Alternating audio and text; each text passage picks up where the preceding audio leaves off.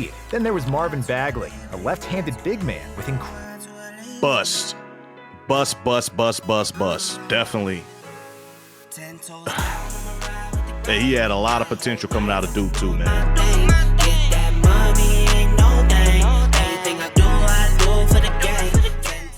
So what's happening, YouTube? Welcome to John TV. And on this episode, I have another reaction video. I know it's been a little while since we last reacted to some type of basketball content, man. So we're back with a video featuring Luka. It caught my eye. Fire thumbnail by Nonstop Sports. So looking forward to see what they got going on, man. But the video is pretty much talking about why was Luka Donic not the #1 pick? That's a good question. Let's go ahead and get into it, man. I'm not sure he's going to be a dominating NBA player. I don't give a damn about how this kid in Europe looks. He doesn't pop athletically. He's slower than rush hour traffic. He doesn't look special to me. Luka Doncic was not only the most accomplished teenage player to ever come from Europe, he was the most accomplished teenager in Hey, and before we get into this video, man, let's go ahead and drop in the comments. Where do you think Luka will be 10 years from now, ranking-wise in the league? Do you think he'll be top 5, top 2, the best in the league?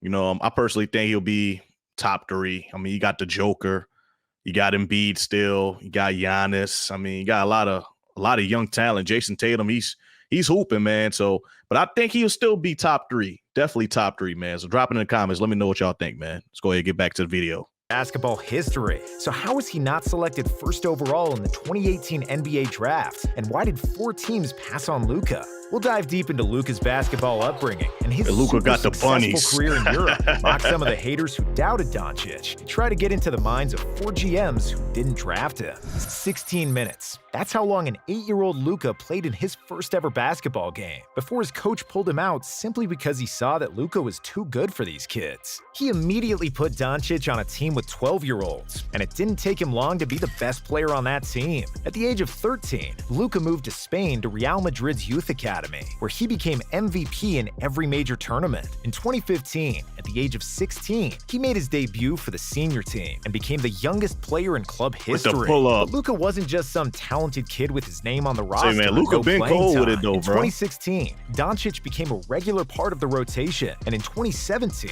he was one of the most important players on the team. He was named EuroLeague Rising Star by a unanimous vote and claimed the Spanish League's Best Young Player award. The best part? Luka was just getting started. During the summer, he helped the Slovenian team go undefeated at the European Championship and win the gold medal with 14 points, 8 rebounds, and 4 assists in 29 minutes per game. He was the second best player on the Slovenian team, behind Goran Dragic, who was the tournament MVP. Hey, man, Dragic, man. Hey, Dragic was a dog, when bro. When he returned to Madrid, he was a dog. Luka became the starting point guard. It was his time to show what he can do as the alpha dog. Say, man, hey, bro, you got to be a real hooper to, like, remember, like, what Dragic did in Phoenix, dog. He was hooping, dog. The team. Sure. Doncic may have been a baby-faced 18-year-old, but he played with the poise of a 35-year-old veteran. Never before have we seen a player this young manipulate, bait, and make defenders look silly as much as Luka did. So it didn't take long for anyone to see what kind of player Luka Doncic is. And you didn't have to be some kind of advanced scout to see that. The biggest problem of talented young players, apart from physical immaturity, is that they usually have no idea what their strengths and weaknesses are in pro basketball. Hanging on Luka didn't have any of those problems. His greatest strength was a deep understanding of basketball geometry and the ability to dominate possessions by adjusting to the defense. He thrived in the pick and roll as the primary ball handler, which is a skill that is not easily acquired. It requires intelligence, timing, body strength, and a solid shot. Doncic had it all. If the passing lanes to his teammates were closed, he had the ability to finish the possession himself. If the defense closes the driving lanes, Luka would find his teammates with surgical precision. The young Slovenian mastered his footwork and became a great scorer from mid-range, and due to his size and ball handling, he could exploit one-on-one matchups. It's an unfathomable mystery how at such a young age, he could manipulate the defense, be a triple threat, and be cool in the clutch. Most players his age would step aside in favor of more experienced players, but whenever the game was on the line, the ball was in Luka's touch hands. earth. And unlike most primary ball Say, man, hey, handlers, Nonstop Doncic Sports, is a dog. big dude. I like what y'all do, bro. I like what y'all do, man. With these highlight tapes, dog, it'd be hard, bro. I like the Kobe Bryant one y'all did, the Wayne Wade. Pretty much every, I guess, significant video that you drop kind of regarding basketball, I checked it out, man. So Although he's not exactly I had to give y'all a speedy, little view due on to this his one. big body and enormous wingspan on a 6'7" frame, he has an exceptional ability to absorb contact. Thanks to his size, Udo. he can play with his back to the basket, easily keep the defenders on his hip, and bounce them around as he pleases. In 2018, Doncic won the EuroLeague MVP award, being its youngest winner. He averaged 16 points, 5 rebounds, and 4 assists per game over 33 EuroLeague games. After he led Real Madrid to the victory and EuroLeague title, Luka was subsequently named Final Four MVP and was voted to the EuroLeague All-Decade team. He then did the same thing in the Spanish League, winning his 3rd national championship with Real Madrid and claiming the league MVP. What's it feel like right was a now hooper. to be named the Turkish Airlines EuroLeague MVP? Yeah, it's amazing, you know, it's like a dream come true. There have been other players who were equally accomplished when they came to the NBA. Players like Manu Ginobili, Toni Kukoc, and Dražen Petrovic all came to the NBA as EuroLeague champions That's some and hoopers, boy. MVPs, but they all did it in their mid-20s. Nobody did it as a teenager. And if we compare Luka to the American prospects, there have been players who were equally or more talented than Luka as teenagers. LeBron, Kareem, KD, and Carmelo were all stars of their high school and college teams, but neither of those guys had more individual and team accolades than Luka at the same level of competition. Winning a high school championship or an NCAA title is not an easy thing to do. Say, man, But these Melo are was still that dude, amateur though, coming out of competitions, Syracuse. while top Melo was that dude, bro. He was that dude. I mean, you're a freshman, you win a national championship, but LeBron's in your draft. You know, that's rather difficult. But say, man, Melo was the truth, dog.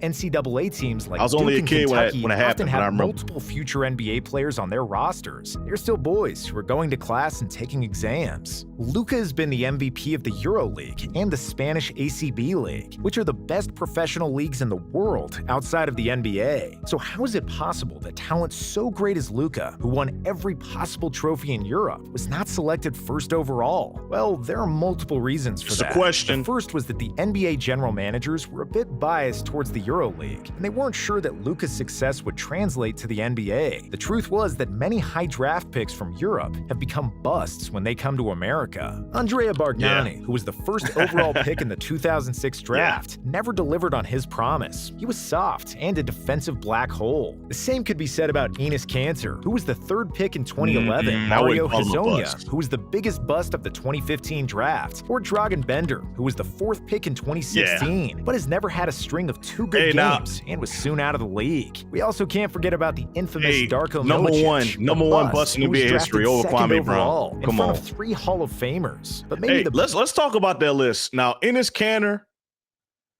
he was hyped. I ain't gonna lie. He had a lot of hypes around him coming out of Turkey and all that stuff. Was supposed to play at Kentucky, but you know, had some issues getting on eligibility, all that stuff. But hey, bro, dude was a hooper in the league, dog. Rebounding machine. So I wouldn't really consider him a bust. He actually had a solid career in the NBA, but the other guys, especially Darko Milicic, sure, I struggle with these guys' names because I got a little bit of a lisp when I talk, but Darko, yeah, definitely, without a doubt.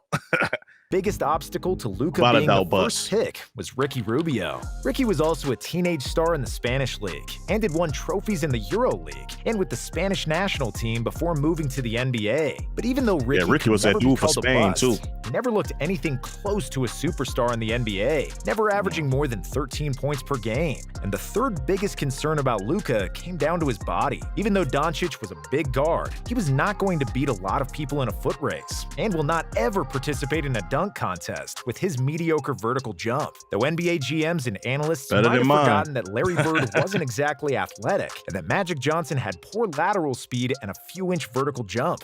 Great players like Steve Nash, John Stockton, and Dirk Nowitzki couldn't jump over a puddle of water. That's and a they're still fact. some of the greatest to ever do it. But when you're coming from Europe, that's the kind of scrutiny you're going to be exposed to. It Dirk just in my comes with the top 15, territory. though. However, your place in the draft is not determined just by your skill and where you come from. It's also determined by the level of competition. And the 2018 draft class might have been the best class of the last decade. You have to take DeAndre Ayton with the #1 overall pick. DeAndre Ayton was a physical beast in college, a 7-footer with incredible coordination. He was the best player in exceptional college speed and basketball transition, that year, and I soft think. shooting touch. Before the draft, Ayton was projected to be the next Joel Embiid. Then there was Marvin Bagley, a left-handed big man with Bust. Definitely.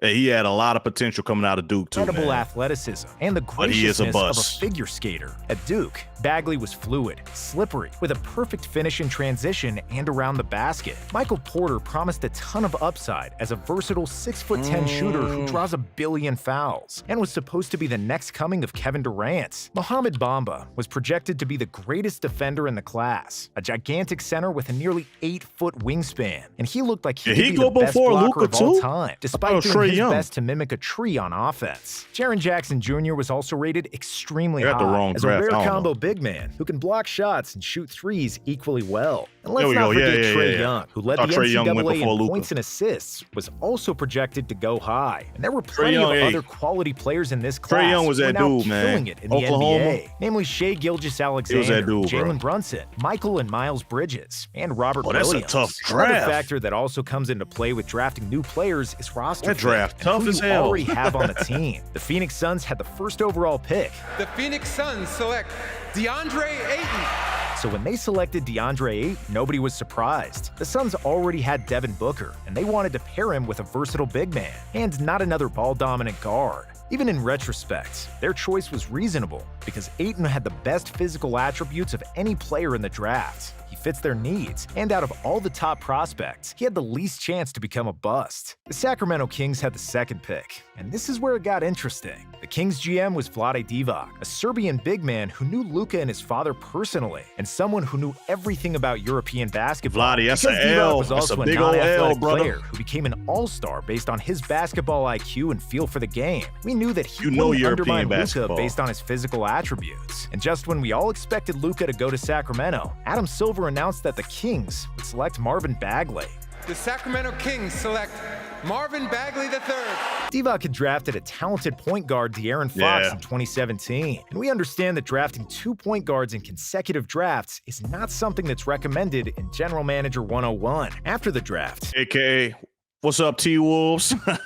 it was widely speculated that T-Wolves. Divac drafted Bagley just because it Took, was ordered by the Rubio team and Johnny owner, Flynn. Vivek Ranadive, which we'll never know for sure. Luka was finally selected with the 3rd overall pick by the Atlanta Hawks, after which the Memphis Grizzlies selected Jaren Jackson at number 4. Memphis still had Mike Conley on the roster, and they were almost exclusively looking to add a big man to the team, which made perfect sense at the time. And then, a shock. Dallas had the 5th pick, and they picked Trae Young, but the Mavs didn't get Trae for themselves. They selected him for the Hawks. Atlanta and Dallas made a trade that sent Luka to Texas and Trae to Georgia, and the Mavericks also included a first-round pick in the next year's draft. Just like the other teams in the top 5, the Hawks believed that dominating the NCAA was better than being the MVP of the EuroLeague. Hey, man, and let me get my little 2 cents on this trade here.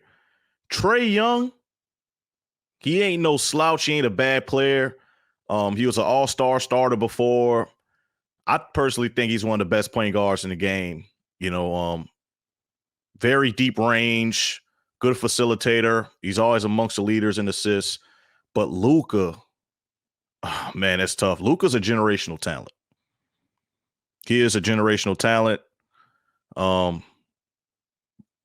one of the top 3 best players in the league right now. And he's been top 3, in my opinion, for at least the last 3 years. So looking back, if I'm Atlanta, am I making that trade? I'm not.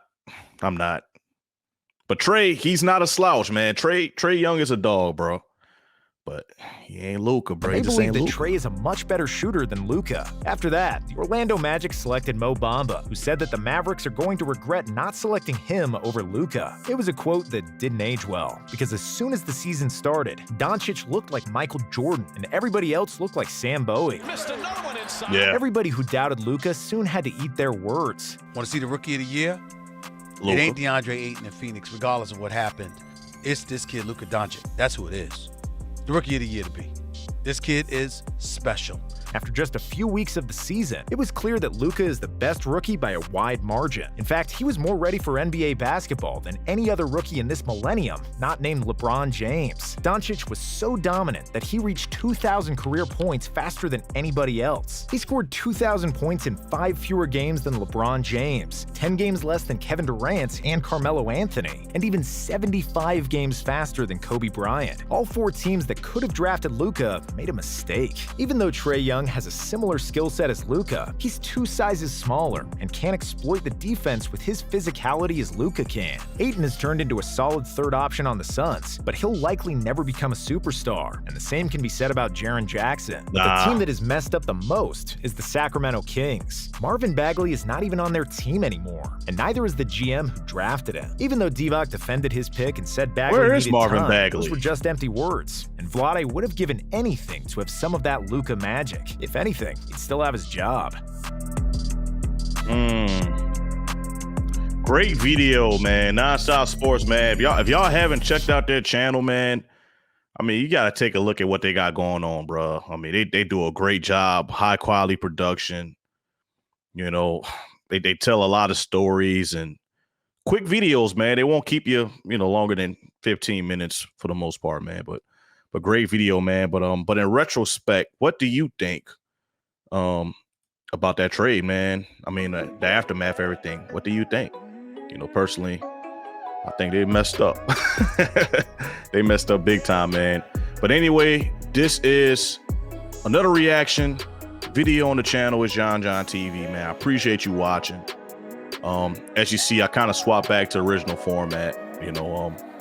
My reaction videos, they don't really get a lot of views and they take a lot of time with the way I was editing. So, let's just say you like what you see here, like these reactions, go ahead, like, comment, let me know. These take off again, I'll go back to the way I was editing. But in the meantime, back to the original way. So anyway, love you. Peace.